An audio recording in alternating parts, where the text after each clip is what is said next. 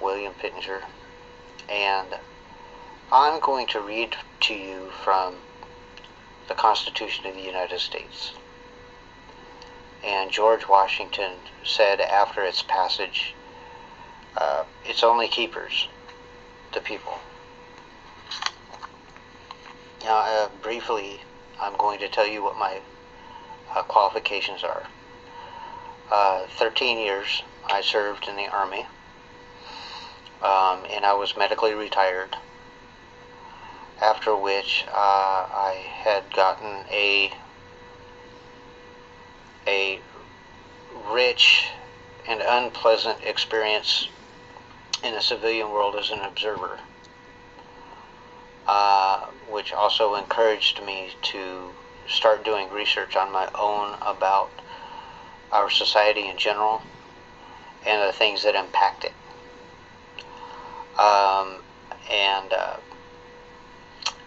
Then after that period of experience, I went back to school and got my 4-year degree and I was also a professional tax preparer.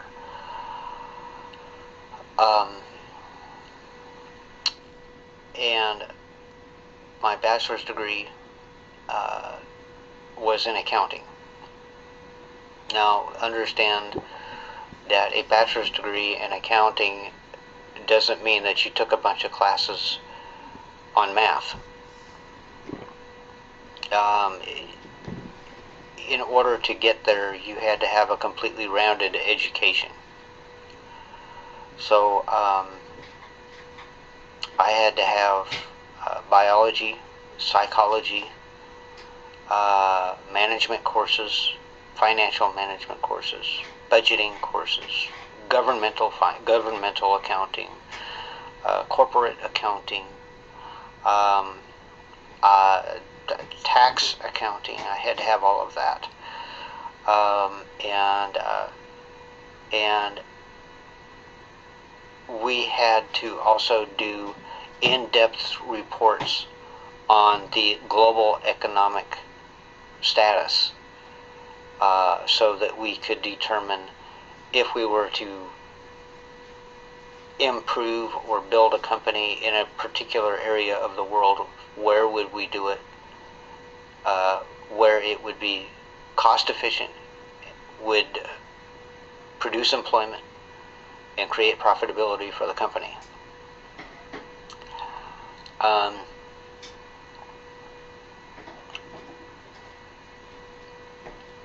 So that is a brief background about why I believe that I'm qualified to speak about these matters here.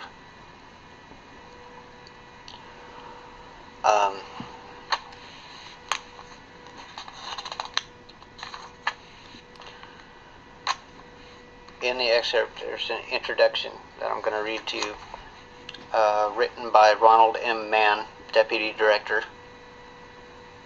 of the Commission on the Bicentennial of the United States Constitution.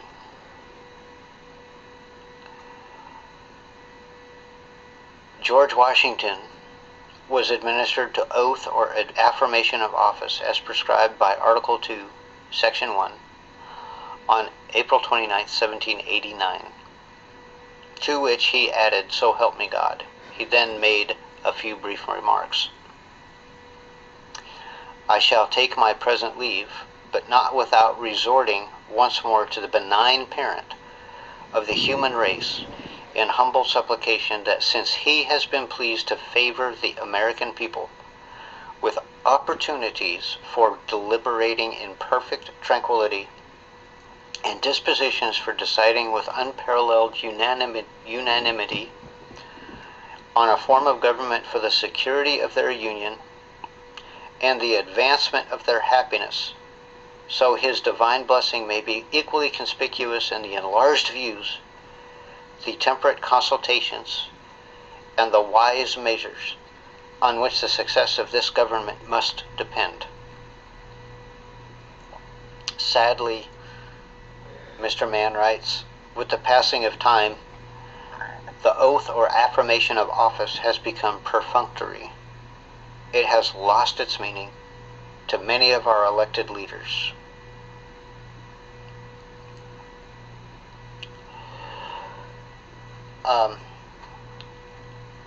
Observing the hand of providence. I'm going to read a couple out of each one of these. There's observing the hand of providence, preserving the principles, guarding virtue and freedom, and educating the people.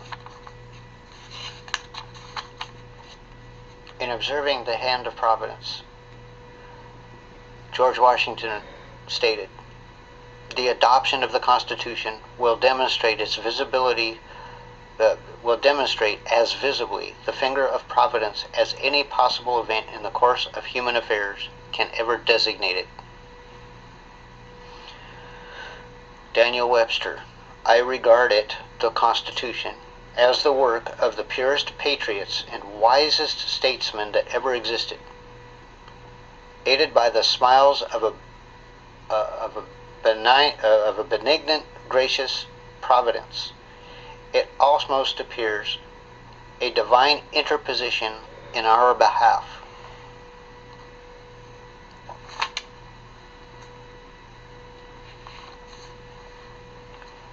Thomas Jefferson, "In questions of power, then let no more be heard of confidence in man, but bind him down from mischief by the change of the Constitution."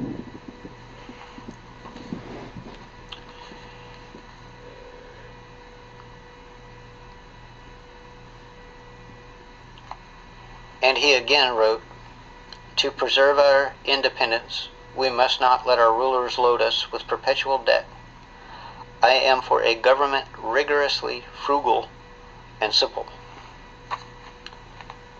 In guarding virtue and freedom, Benjamin Franklin, "Only a virtuous people are capable of freedom.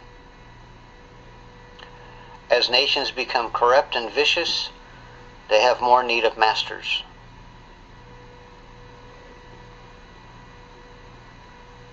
Samuel Adams, "The sum of all is, if we would most truly enjoy the gift of heaven, let us become a virtuous people.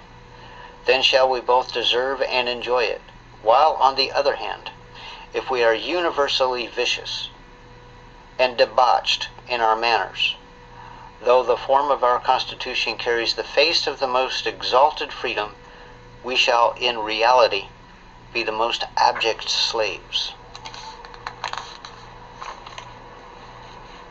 Educating the people.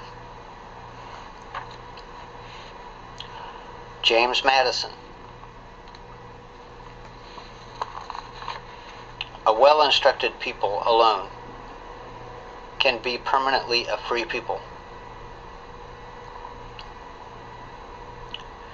Thomas Jefferson again, "I know of no safe depositor of the ultimate powers of a society but the people themselves. And if we think them not enlightened enough to exercise their control with a wholesome discretion, the remedy is not taking it from them, but to inform their discretion by education. This is true corrective of the abuses of constitutional power." He again wrote, "Say whether peace is best preserved by giving energy to the government or information to the people. The last is the most certain and the most legitimate engine of government. Educate and inform the whole mass of the people. Enable them to see that it is their interest to preserve peace and order, and they will preserve them. And it requires no very high degree of education to convince them of this. They are the only sure reliance for the preservation of our liberty." Now, I want to bring this out to the forefront. Benjamin Franklin had only a 6th grade education and began working at the age of 13. George Washington, did not have beyond the first year of high school, or what we would call junior high school today. It would be the 9th grade. He did not have beyond that level of education, and he went on to be a mathematician, a surveyor, a colonel for the British forces, and then he became the general for the military, and he is what led the shot heard around the world in the Revolution. So he did not have an education level beyond the age of 15. He never graduated high school. That was our great leader and president, the first president of the United States. Benjamin Franklin owned a successful government printing press. He was also a contributor to the Constitution. He was also an inventor. He was the one who enhanced the discovery of electricity. You know, the flying kite with the key on the end of it, and he got electrocuted by the lightning. Yeah, that's the guy. Okay.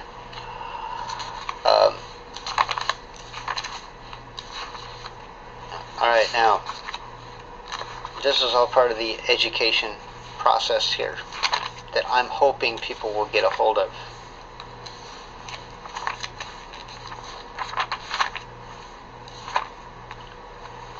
Now, I'm going to bypass the rest of the Constitution because this is probably the meat of what our forefathers were trying to get across. Limit of government over the affairs of the American people.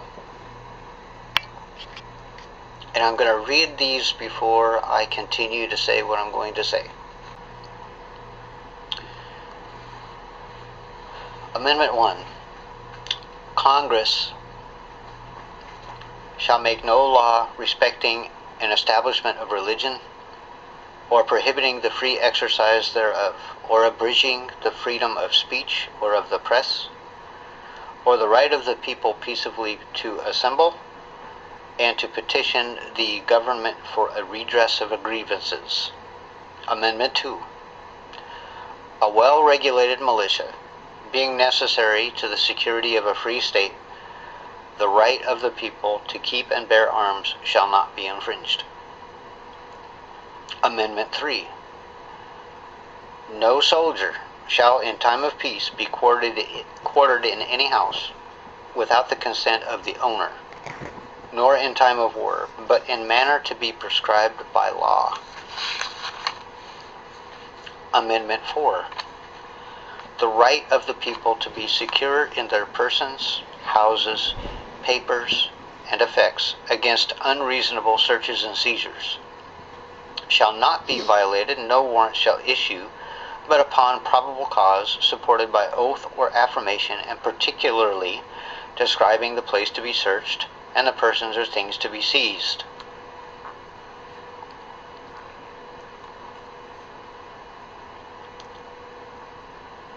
Now, I'm going to stop there because these are fundamental to the rights of civilian Americans in the United States. For military Americans, there is the Uniform Code of Military Justice. They are similar to a constitution, but they have a whole lot more. They are under a different sort of a system which they need to adhere to for order. But these are for a free people in a civilian world, and our military fights to ensure that we maintain the freedoms that were outlined in the Constitution. What the government cannot do. Okay? Now, I want to touch on Congress shall make no law respecting an establishment of religion or prohibiting the free exercise thereof. Okay, now that also goes for individuals, groups, the President, Supreme Court, police, and mayors. There can be no law, whether it is a city, a state, or somebody on a federal government staff. they cannot make a law that prohibits the free practice of religion.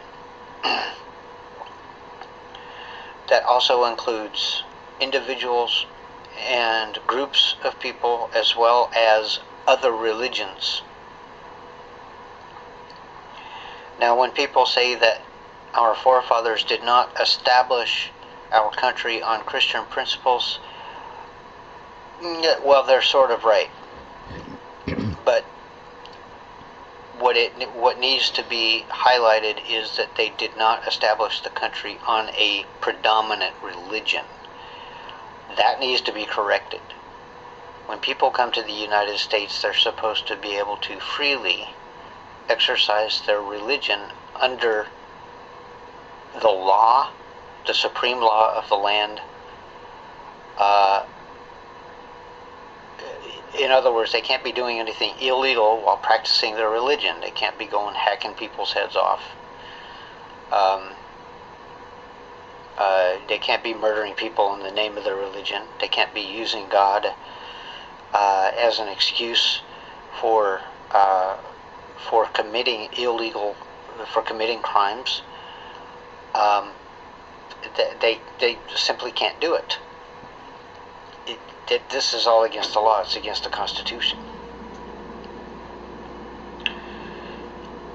So one thing that deeply troubles me is that the American people have been duped into believing that Congress shall make no law respecting an establishment of religion or prohibiting the free exercise thereof. What is troubling me about the American people is that Islam does just that. Islam respects itself as the predominant religion anywhere it goes. It also prohibits the free exercise of other religions outside of it.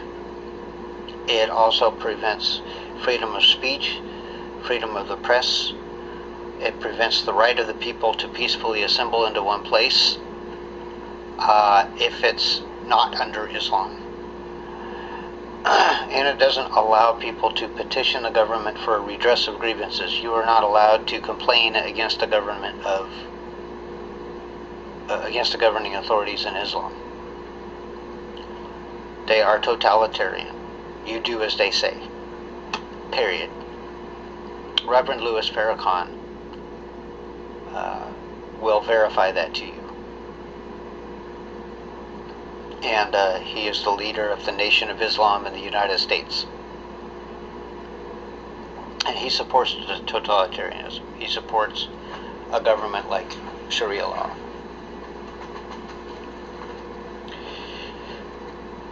Also, Islam violates Amendment 2. A well-regulated militia being necessary to the security of a free state, the right of the people to keep and bear arms shall not be infringed. Islam has been shooting, killing, stoning, dismembering, gouging eyes out, cutting off ears and noses, cutting out tongues of women who own cell phones, for instance. They have illegalized women from having weapons of any sort, and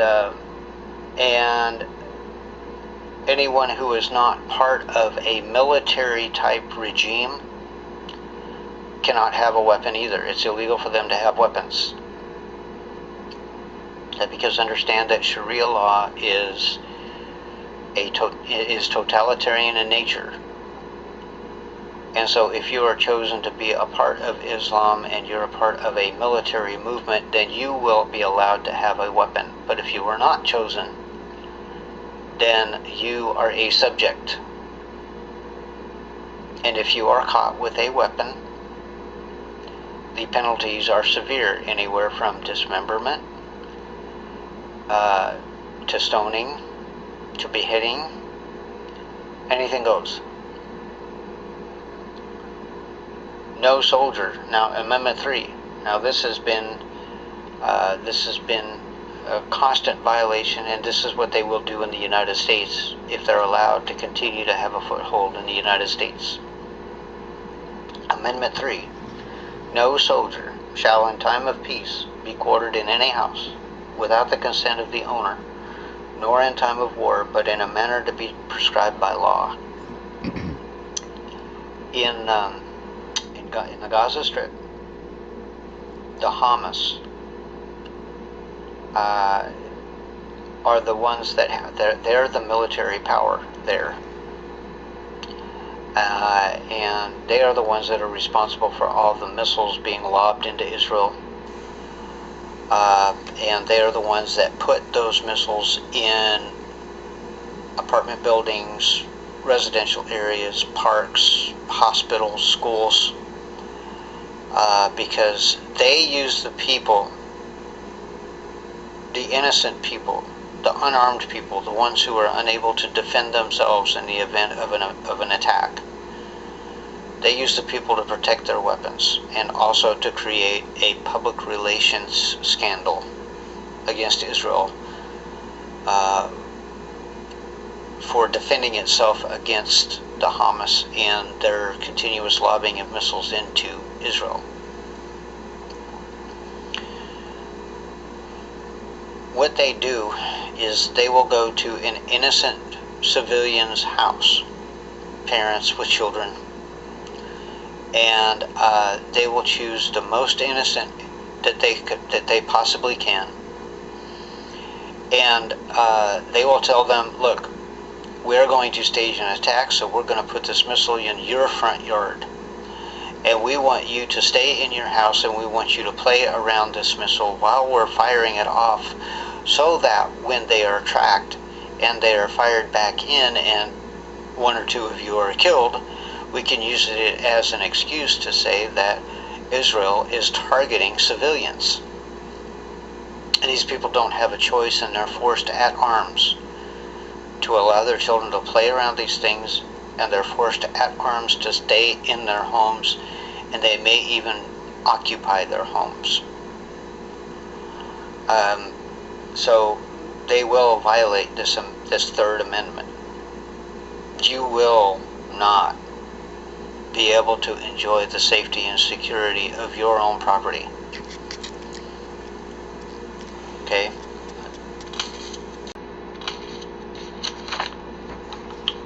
Amendment 4.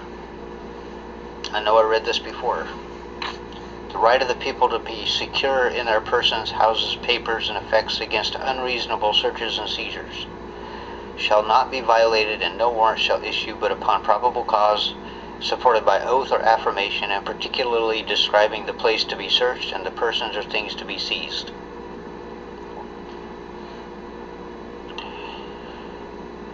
If Islam or one of the Islamic personnel, militant Islamic personnel, even has a notion that you are guilty of some sort of conspiracy or crime against Islam, or if he in his opinion or she in her opinion has decided that you are in violation of Sharia law,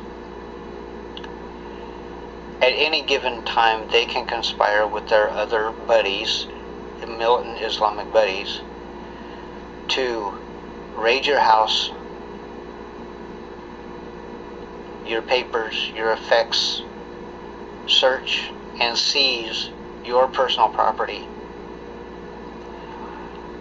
And if they can make something up against you out of what they seized out of your property, and from whatever searches they are, anywhere from a dirty look to something that you might have said, they can line you up outside your own house wall and shoot you and kill you dead, or drag you out in the middle of the street and stone you to death, or behead you.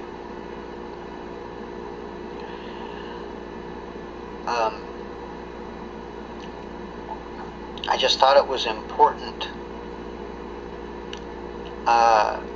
to bring these things out to the public, because as a Christian, I had been hearing about Islam and how they carry on in war since the 70s. Christians are very, very informed, and we have been informed about Islam since the 70s, and we had been trying to tell others the same. Islam is dangerous. You do not want to be Islamic. And now those same dangers that we were warned of since the 70s are now appearing in the United States. I wrote a book called They Rejected the Chief Cornerstone. It's available on Amazon, and you can also get it on your Kindle.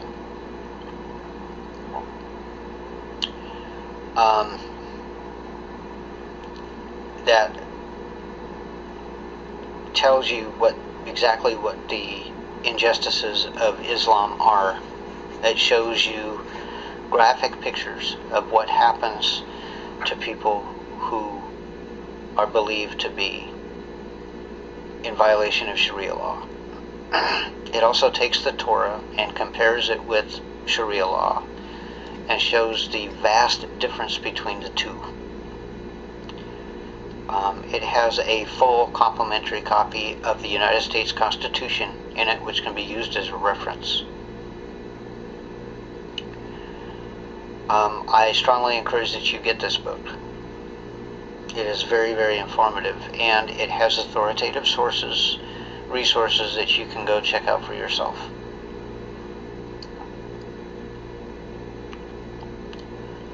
I wanted to stop with the Fourth Amendment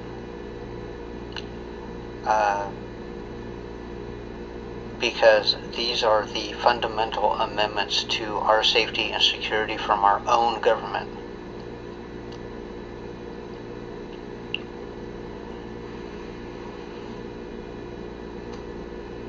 Islam seeks to make Sharia law the supreme law of the land and intends to destroy the Constitution. We will no longer have these rights. As a matter of fact, there will not be any law except what is determined by Sharia law or by those who administer Sharia law. And if you're still alive, you will be forced to observe Sharia law.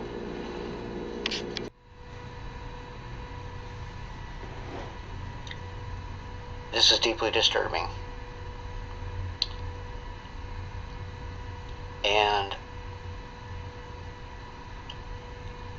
I am asking humbly that you American people start to wake up, unify, and come together under the Constitution.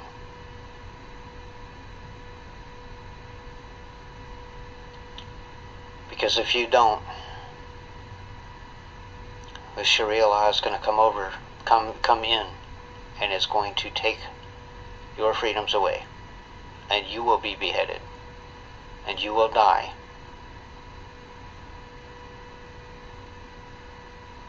Because you weren't willing to stand up and fight.